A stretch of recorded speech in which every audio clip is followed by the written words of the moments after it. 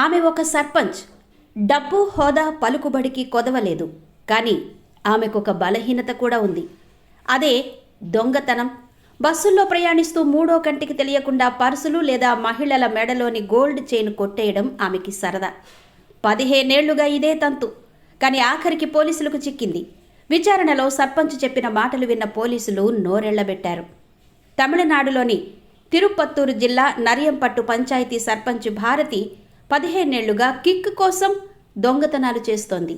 DMK పార్టీలో ఉన్న భారతి బస్సుల్లో ప్రయాణిస్తూ కిక్ కోసం ఈ దొంగతనాలు చేస్తోంది.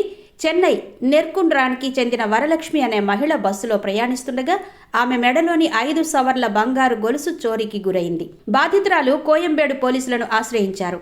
విచారణ చేపట్టిన పోలీసులు భారతి దొంగతనం చేసినట్టు గుర్తించారు. విచారణలో డబ్బు, పలుకుబడి ఉన్నా చోరీ చేసినప్పుడు వచ్చే ఆనందమే వేరని, అందుకే 15 ఏళ్లుగా దొంగతనాలు చేస్తున్నానని భారతి చెప్పడం గమనార్హం.